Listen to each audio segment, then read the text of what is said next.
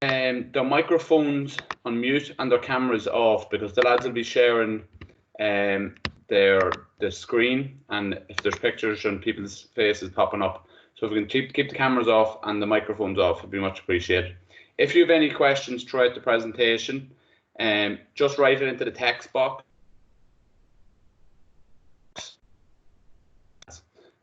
Just like to welcome Anthony Courtney and Brian O'Connor. Anthony is the GDA for the north of the county, so the Cooley Peninsula and that area, and Brian Oak is the GDA for Dundalk area. So welcome the two lads onto the call.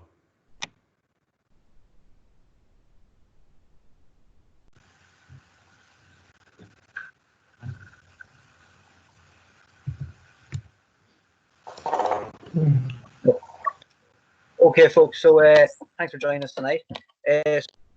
So as Shane said, we're just going to run through this. It's going to be focused between mostly towards the child end things tonight.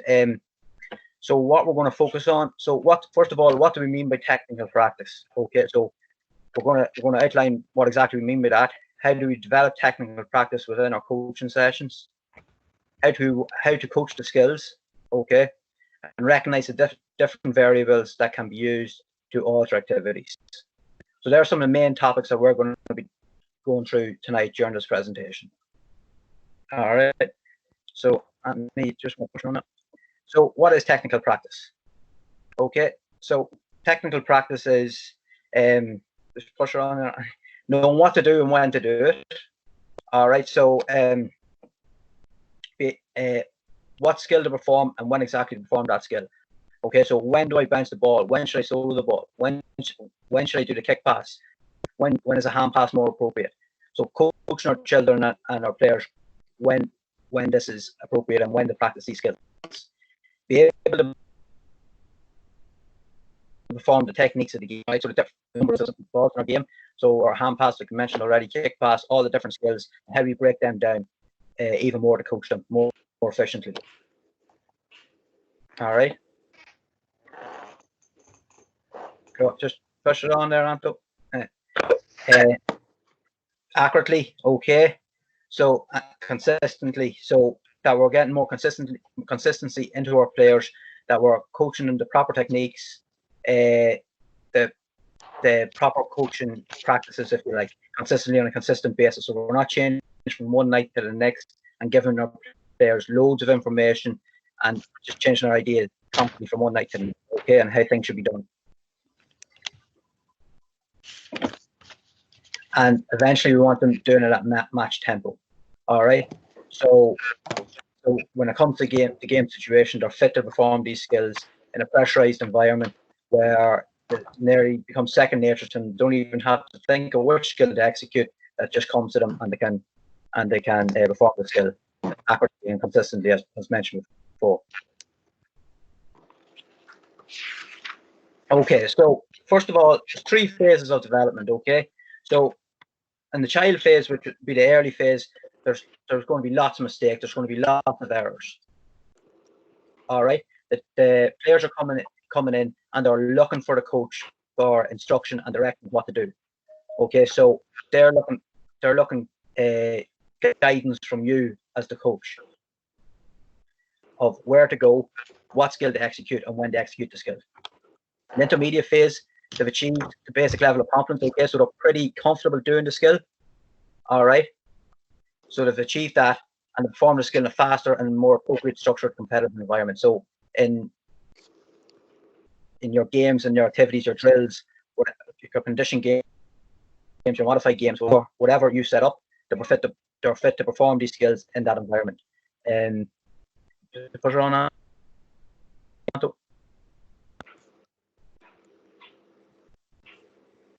And then we've the advanced stage, or the advanced stage is like we were saying earlier, when it comes up, when the skill becomes automatic and is performed under pressure. The focus is on the advanced skills and the team play.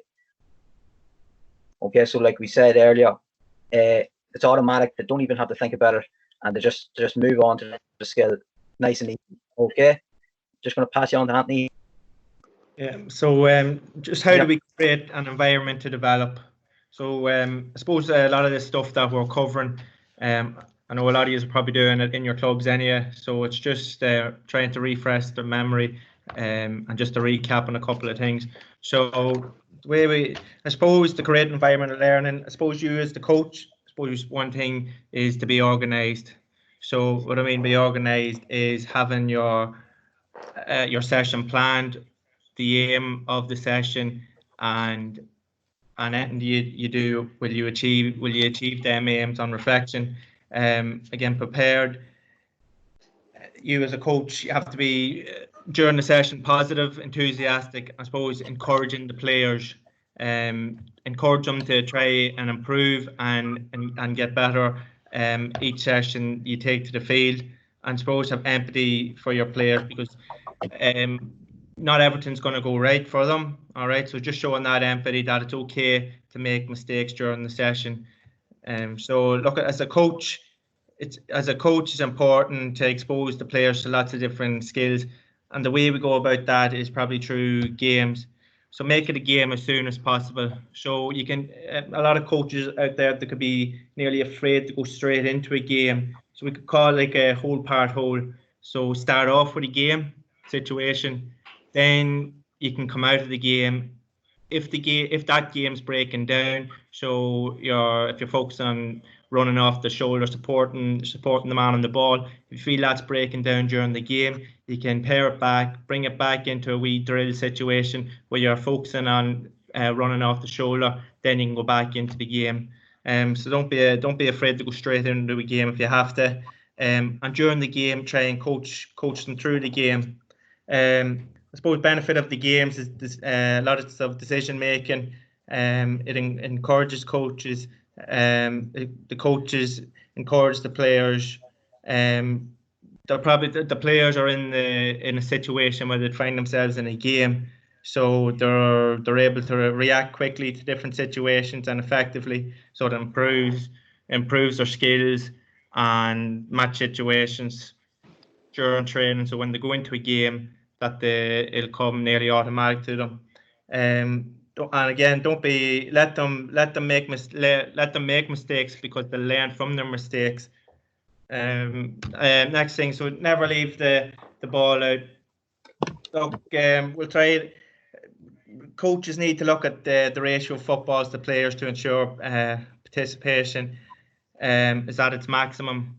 So to do this, you can do this during the warm up.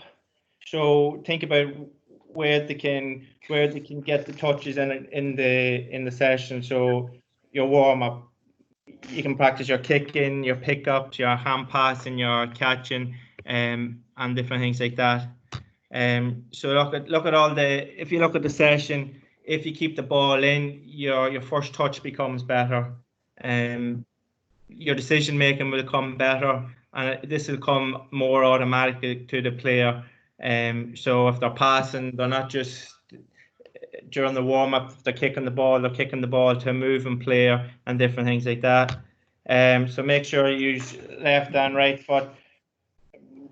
A lot of this is during the warm up, I suppose. Again, this is a critical stage where they could get their touches in, get both sides of their body working. I suppose from the age of 11 really and 12, you'd want your players to be nearly comfortable working off both sides, that it will come automatic to them. So if they're being forced to use their left foot, that it just comes automatic that they use it, and vice versa with their right foot.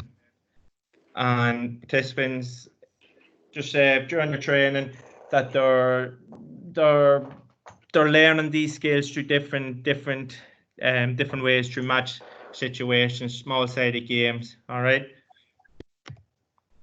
So ways to aid technical practice. So individual practice against the wall, through your condition games, your skills, and your full match.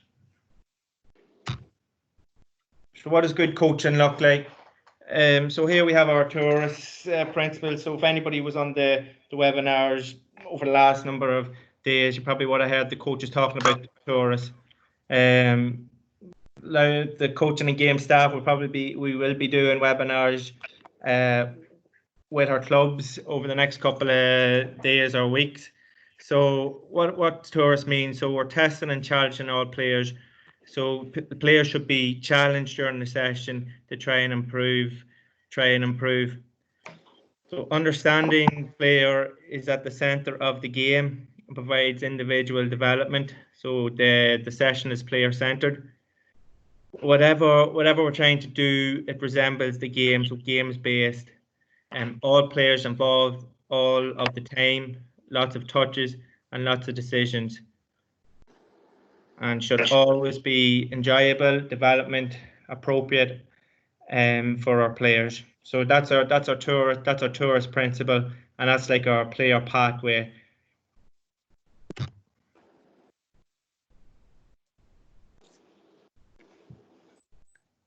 So Okay, hand it over now to- we're going to look at yeah, sorry. Now, folks, we're just going to look at the ideal principle. Okay, so if you came across this, if you've done any courses with history or foundation course or your Word 1. So in the ideal principle, this is basically breaking down how to coach the skill. All right. So the first thing we do is we introduce the skill. Okay, so we outline to our players what the skill is, why we're learning the skill, and what are situations that the skill will need to be used. Okay, so the first thing is for the I, introduce. All right. D is demonstrate. Okay, so we're demonstrating this. So we're again breaking the skill down. If we can skill down as much as possible for our players, the easier it gets for them to understand. Okay, the things is just focusing on your hands and your feet. All right, any skill you go to do, you can break it down that way. What are they doing with their head? What are they doing with their hands? There's the feet. All right, don't be overloading with information. When we are demonstrating the skill, try and get it demonstrated off both sides of the body, so left and right. Okay. For the E, let's go. We're explaining the activity. We're explaining what they're going to do. All right. Again, detailed manner. Action. All right. Right. Again, the activity's running. We're watching the activity. We're looking for areas to spot and fix. And how's it going? If the activity isn't working, don't panic. Sometimes let the activity run and see. Sometimes the players might fix themselves. And if, like Anthony said earlier, if you have to stop it, if you have to stop a game, and if you're doing a conditioned game and go into a small-sided drill, that's okay too. All right. And now the L, that's for looking. Okay, so we're looking for areas to develop. We're looking for areas to improve. Okay, so how can we bring this skill to the next level? So that's pretty much our ideal principle, and that's bring into every skill or every activity you go to do. Okay. What we're going to look at now is parents versus coaches. Okay, so obviously parents and coaches, they're vital to the child's development. Okay, for a parent, they're very much outcome focused. Okay, so they want to see their child making progress. They want to see what is getting out of it. Okay, the result is everything. So for the parent, it's all about, is their child improving from week to week?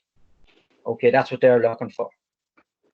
But at the same time, it's only the one child that matters. Okay, for the parents, it's their child that matters. If we're looking at the coach, okay, the coaches are very much process focused. All right, so they're looking at how to develop the player. The coach should be more aware that players are developing a different way. Okay, was the correct technique used? Okay, so was his head in the right spot, or was he holding the ball in the right place? Was his feet correctly positioned? All right, so that's, coaches be more focused on them sort of areas, and also the coach must focus on the entire team. So not having one child to worry about, the coach could have 15, 20, a number of children that he has to try and develop and bring on. So as parents and as coaches, we need to be aware of the different things that each is looking at the process.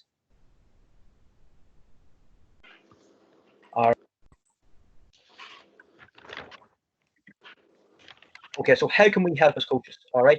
So as mentioned earlier, Anthony mentioned already, show empathy to your players. As a coach, you need to prepare yourself that this is going to happen. Every player is going to make mistakes. They're not all going to get it right the first go. All right. Every player is going to develop at different rates. Okay. So we need to be understanding as coaches that this is going to be the makeup of our training session. That loads of mistakes, chances are, going to be made. There's no point roaring and screaming at the children, okay, or the players. We have to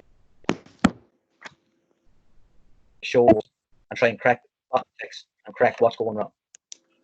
Be realistic. So ensuring that we're setting realistic goals and targets for our players. But there's no point in expecting your under sevens to go out and start kicking 50s or 45s over the bar. Okay, we have to be realistic. We have to set goals that are achievable for our players to reach. All right, otherwise they'll get down themselves and you'll get frustrated as a coach. Be prepared for differences. All right, as mentioned earlier, all players are going to develop at different rates. Also, some players might be strong in some areas and weaker in the others. All right, okay, so we have to make sure as coaches that we're prepared for these differences and be prepared to set up our activities and our drills and our games, whatever we're doing, is try and overcome these differences and try and make our players better all the time. Remembering long-term player development, LTPD, okay, it isn't a quick fix. Anything we go out to do, remember, we shouldn't be concerned about going up to Darver on a Wednesday night and getting 3 wins out of 3 in a blitz, okay? We need to be more concerned of how our players are developing. Like, when they come to minor, as a group of players mostly still together, how to develop those players over them years, okay, and into adult football.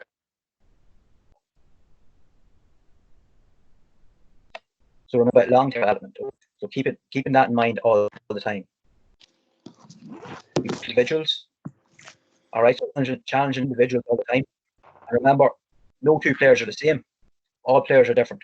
So we have to bear that in mind all the time. That there's no point going out and treating every player the same, because each player has their own personality and each player has their own different. Okay, that we have to work around as coaches.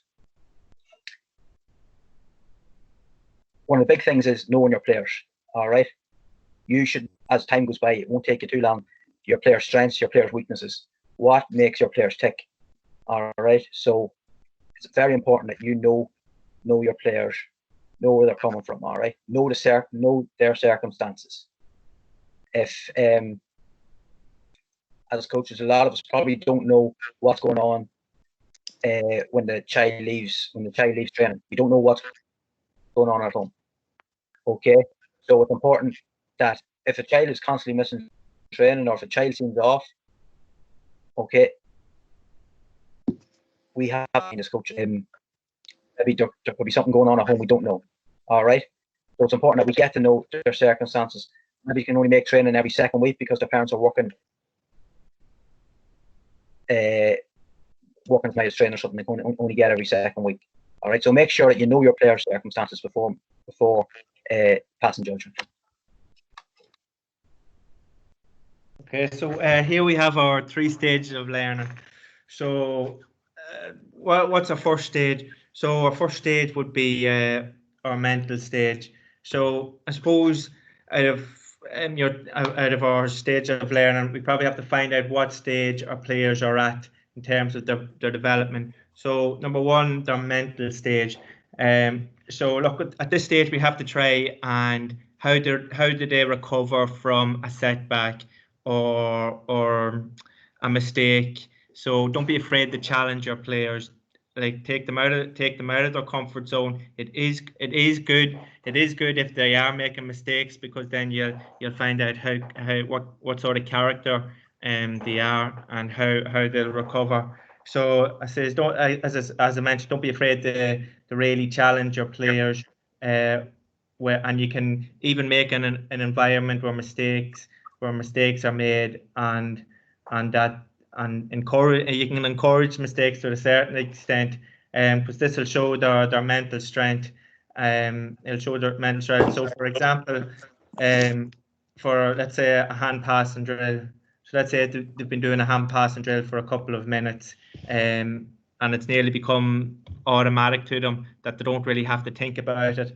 But soon as the coach might throw something in and says blow the whistle and say opposite, so they'll have to go a different direction. And soon as the coach sees that, you're testing them mentally to see where they're at. So let's say if you start to see mistakes, then at this stage you'll get to see the character of the team or a player on how they recover after a mistake, or is there encouragement going on if a player does make a mistake? Is the rest of the team encouraging that player? Or if there is a mistake, how do you recover from that mistake? Do you let it fester and go in one mistake leading to 2 mistakes, 3 mistakes, or 4? Or after that one mistake, does the team or the player tidy up after that mistake? All right, so that's just a wee bit in the mental stage of a player. Next stage is your practice stage. So how do we get our players to learn for themselves? That's what your practice stage is. So can a player take to the field and not relying on the coach to tell our manager to be telling the player where to be all the time? So as a coach or manager, it's up to us to make sure we're questioning players so they can learn for themselves.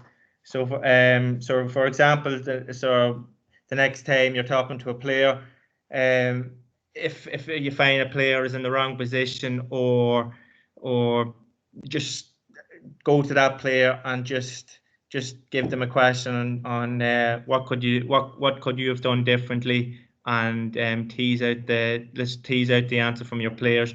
Because rather than you telling them where they went wrong, let them figure it out for themselves. So more likely than not, they'll not make that mistake the next time. So that's your mental, your practice, and your third point is your automatic stage. So I suppose your automatic stage is your players doing something without really thinking.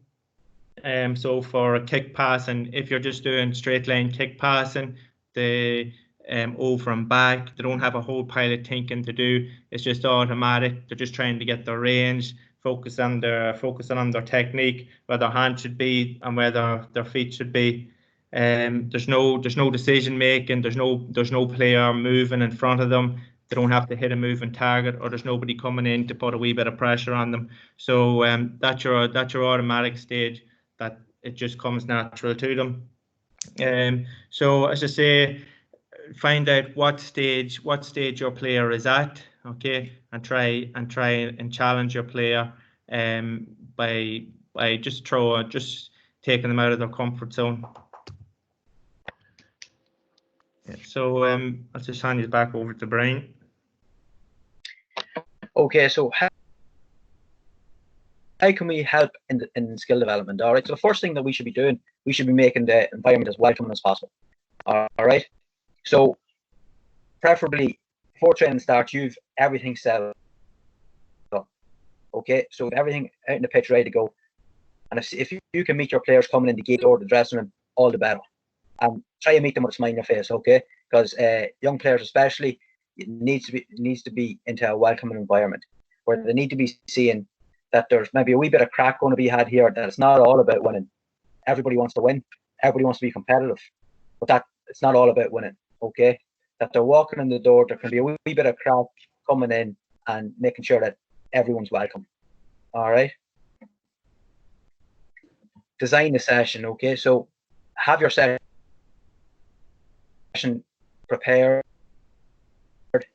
knowing what to do. Up preferably, or train at 7 o'clock with nothing prepared, not knowing what to do. Okay, make sure that even if it's wrote down 15 minutes beforehand, on a piece of paper, and that you know what to do, what they're going in from one activity to the next, and your session will run an awful lot smoother.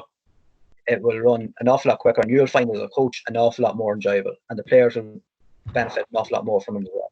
So if you design your session and around your players' needs as well, okay. So like we said before, be realistic, making sure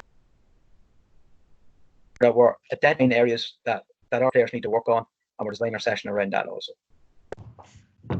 Okay, give instructions and feedback. Okay, so you're instructing your players what to do, especially in that early phase that we were talking about. That's what the players are looking for. They're looking for instruction. Okay, they're looking for where to go, what to do. And remember, always giving feedback to your players. It's not enough just to set up a load of activities and let the drills run. Okay, you need to be given areas of improvement to your players. Okay, what they can work on, urge them constantly. Okay, constructive criticism is okay. Design your sessions to help maximize growth. Okay, so what do we mean by maximize growth? Pretty much what we mean, taking your players out of their comfort zone. Okay, so it's all right setting up drills and setting up activities that you know yourself is going to run smoothly, and if there's another session or there's someone else on the pitch and they're looking down there and they're thinking, geez, that session looks like it's running really well. It's really well set up. But as Anthony's create an environment where mistakes are welcome. To make our players better in the comfort zone and push them into areas where they're going to make mistakes. Okay? So it's not enough just doing straight line drills or doing crossfield stuff where there's no real obstacles to them. Let's get obstacles in the road. Let's get them thinking of when to bounce, when to solo, when to kick, when to hand pass, all the different skills. When are they going to do these things? All right, so make sure we're getting our players out of their comfort zone and we constantly are challenging them. All right, so remember, it's player centered. Every session we design is about the improvement of our players. It's about our players, it's about making it fun for them. It's about developing them. So it's not about us as coaches. It's about developing the players. It's not about organising drills and activities to possibly make us look good because we've seen someone else doing them and we think, because if I run that down in training, it'll make me look really good as a coach. It's about improving our players. Okay.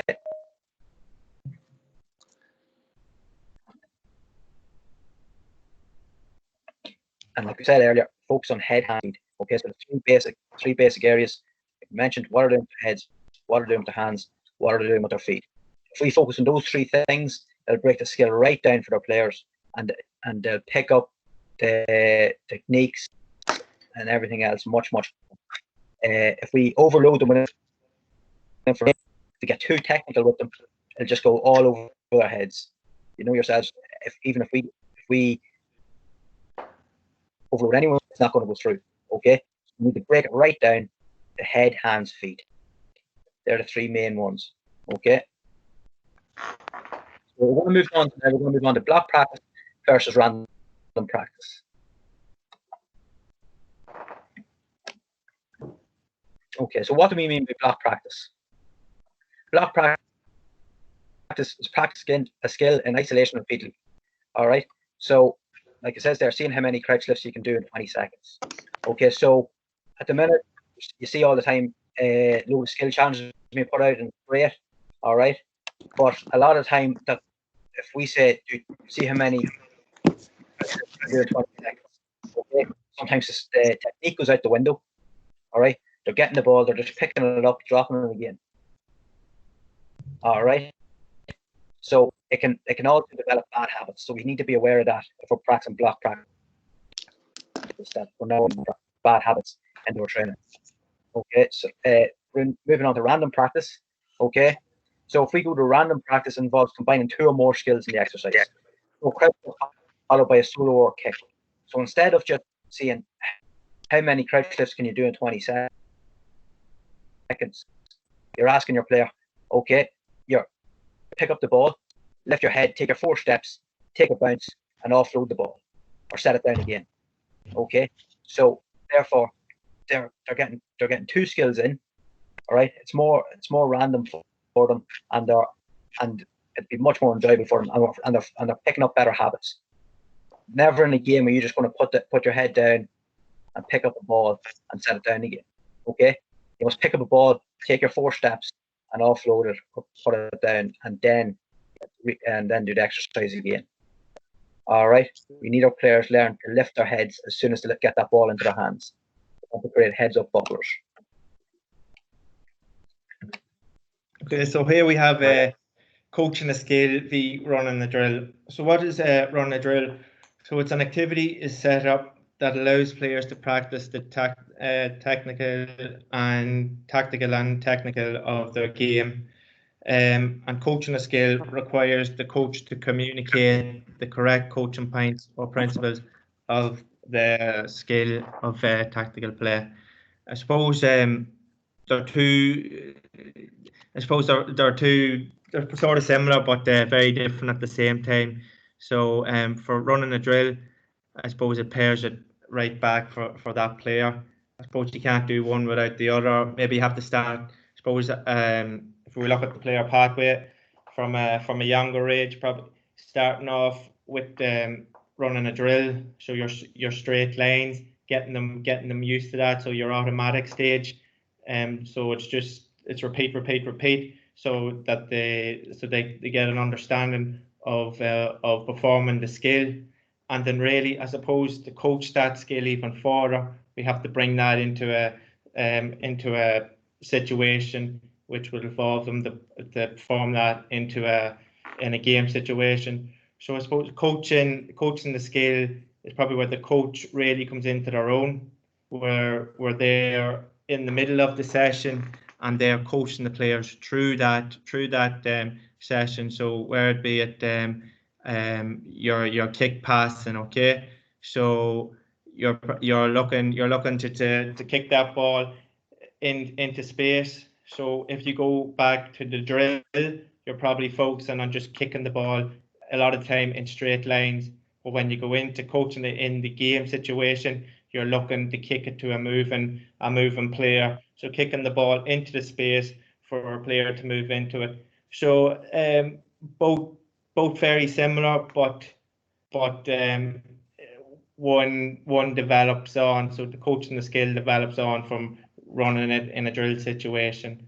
Okay. So trying to bring everything back into a game situation.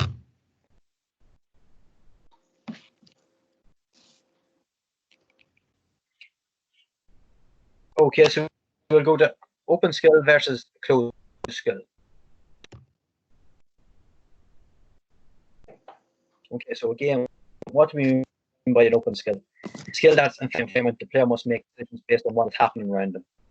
Okay, so an open skill would be more random. Okay, that, for example, right, I know a player's doing a solo. Okay, so they're going to take a shot. Maybe and they're going to be blocked down. They have to change their mind. Okay, if they can see they're going to be blocked down, they have to randomly change their mind and then maybe do a dummy solo or do a dummy bounce to create that space for themselves. Okay, so it's important as coaches that we encourage this sort of behavior all the time. Okay, I know a lot of people don't like seeing chip lifts and don't like seeing just a bit of flair, but it's important as coaches that maybe dummy solo or a dummy bounce, all right, or a fake hand pass, or now and again, that when it comes to the game situation, see they're going to be blocked in, they know what to do. Close skill involves less decision making as the environment is more predictable. All right, so again, it's probably if you're doing a coaching session, close skill probably your straight line drills again. Okay, so there's no obstacles in their way. They just have to solo the ball from one end to the other. All right, so if probably working in if we're looking for technique and developing the skill, we start off with a close skill. Eventually, we want to get our players in that open skill environment as quickly as possible. All right, so they're learning to develop and make decisions.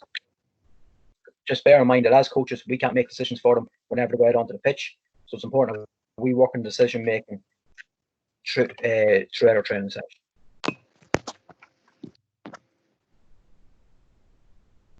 Okay, so recognizing different variables that can be used to alter activities.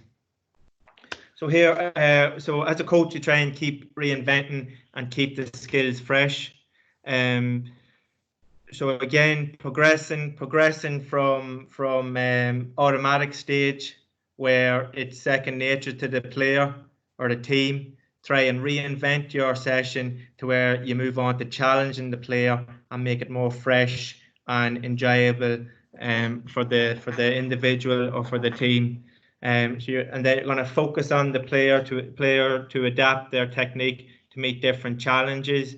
So take them out of that automatic stage and bring them into the more mental stage where you're really challenging them and see how to perform under a wee bit of a how to perform after making a mistake or whatever. And then we move to your mental effort is increased, so players are more tuned in, and keeping activities fresh will lead to better retention and understanding. Again, to find out about understanding is through our use of questioning. So what and how. Okay, so get the player to respond by understanding of what you as the coach are looking for. So here we just have a couple of activities. So Brian spoke about your random practice and your closed. So here we have our high catch. So here you just have your two players. They're just throwing the ball over and back. Okay, very little decision making to be made. So it's just getting the technique right. As we move on down, you'll see there's more decision. It's more related to a game situation where the player has to run and jump for the ball. So now they have to decide when they're going to jump, when they're going to get their hands in the air, and when they grab the ball, what's the next thing they're going to do. Okay, they're going to secure the ball in their chest, okay, and take their 4 steps. All right, so that's just progressing on from just a basic static drill. If you move over to the advanced drill, now it's really concentrating more on what is going to happen in the game. So it's 2 players competing for the ball. All right, so you're not just focusing on the ball now. You're focusing on your opponent. All right, so are you going to shield your opponent then go for the ball, or go for the ball straight away? So the player that's your mental stage, where the player has to really think what they're going to do, and then they're progressing it on to a game, as you see down below, into a game where the one-on-one, the coach kicks the ball in, whatever player wins the ball, what to do next with it. Okay, so it's this is like a random practice that Brian just spoke about. When they get the ball, they're not just dropping the ball. So they're getting the ball, and it's like a match situation. When you get the ball, you take your player on and you go for your score. Just the same with your kick pass in here. Simple, straight line kicking. Then we move on to passing and move. When you kick the ball, you move. You're not standing still. And as you go on to your intermediate drills, you're adding more players. So there's more traffic. So when you kick the ball, you're not just running straight line. You have to weave in and out, and there's more decision making. And this is your mental stage again, where you have to think when you should pass the ball, you're passing the ball to a moving target as well. So again, on our crouch lift, you start off very simple. Up here at the top, you lift the ball and you're just dropping it down. Very simple. Moving on then to a rolling ball. So this time the ball is going to be moving. You're picking the ball up when it's moving. Just that's as in a match situation. Not every ball you pick up is going to be static on the ground. Some balls are going to be moving. So therefore, yeah, you have to practice that in your session in order for the player to be able to do it in a game. Then you move on to adding 2 players in. Coach rolls the ball out and 2 players are fighting for the ball. First of all, you have to be mentally strong on this one, that when you get the ball, you're not thinking about the player coming in behind. All right, you're just concentrating on the ball and when you get the ball, you're going to secure it, and you bring that into a game situation. And here we have our near hand tackle. Again, starting it very simple, just in straight lines, where you're just focusing on getting your hand in.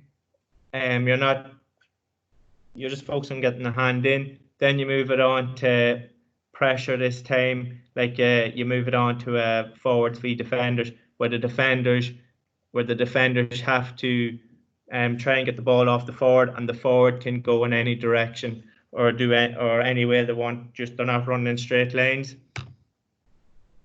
And the same with the fist passing again. Okay, so straight line fist passing, moving on to passing and move. So when you pass the ball, you have to move. You can't stand still.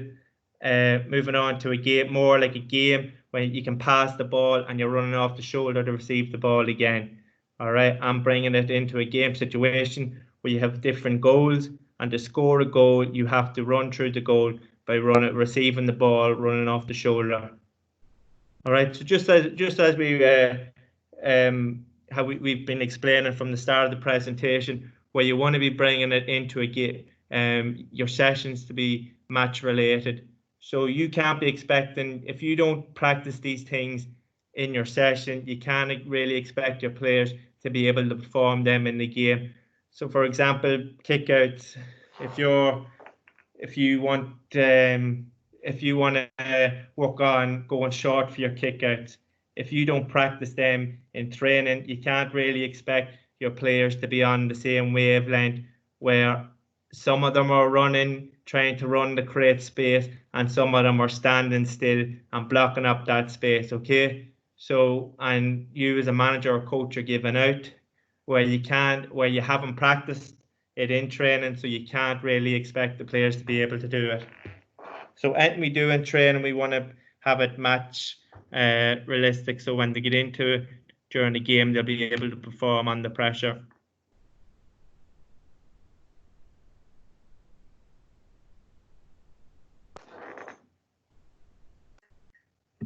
Okay, folks. So a lot of you've probably seen this image before. Again, if you've been on any courses or anything, it's just an image of the plant. What does a plant need to grow? Okay, so it needs air, it needs light, it needs heat, it needs water, it needs protection, it needs soil. Okay, so again, as coaches, we can adapt this to our players also. All right, if we focus too much on one thing and not enough on the other, the player isn't going to develop fully.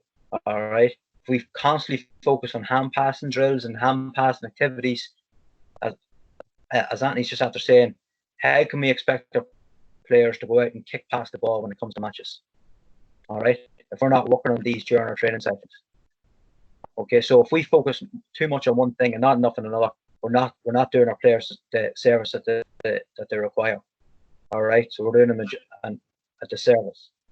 All right, so it's just important throughout our training sessions that we bear in mind throughout the season that we're working on all the different aspects of the game. Okay, and that's probably where your tourist principle comes in again, and you're looking at your player pathway. Okay, so if you're an under-7 coach, okay, it's not important that you're working on every skill during that season, but at the end of the year, you can say, well, my under-7s can solo the ball, they can bounce the ball, and they can pick up the ball. All right, if different management team for under-8s, you can relay that information to the under-8s, and that gives them peace of mind that they can focus possibly on 3 different skills throughout their season. So there's a link between each of our age groups. Okay, so that eventually, hopefully, by the time to get the minor and get the adult football, that they've developed the player in the right way, that they've focused on a number of different aspects of the game throughout, remember, their long-term player development plan. Okay, so that's what it's all about, the long-term player development plan. So it doesn't all have to be done in one season, but that we've a good player pathway in place in our clubs, that we know that each age group is working on these specific areas. Okay, and each coach is given the best opportunity to develop their players, because as a coach, you don't have time throughout the year to focus on every skill that's in the game. So we have to make sure that where each coach is doing their job at each specific age group. Okay, and that'll make your job as coaches an awful lot easier going forward. So just bear in mind the plant, okay? That if it doesn't get enough air, it's going to die. If it doesn't get enough light, it's going to die. If it doesn't get enough heat, it's not going to live. If it doesn't get water, it's not going to live. Protection and soil, it's not going to live. Okay? So if it doesn't get all these elements, it's not going to develop. Our player is the very, very same. If it doesn't get an opportunity to develop their skills, all the different skills of the game, then the player isn't going to develop properly either. So just bear that in mind whenever we are planning our coaching sessions. And if you go back to your clubs, if you haven't got a player pathway in place, I'd encourage you to try and get one. Okay, if it's through and contact your GDA, and they'll no doubt give you a hand to do it. Number of different areas where you can pick up drills and activities. We've the Loud GA manual. We've learning.ga.ie. Okay, that website. There's a number of different activities on it. So there's loads of activities and drills out there.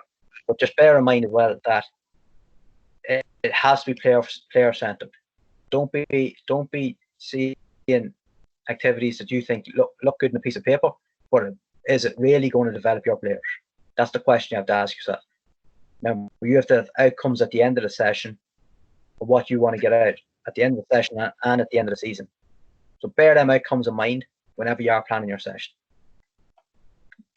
Okay, folks. Hope you've got something from that presentation there tonight.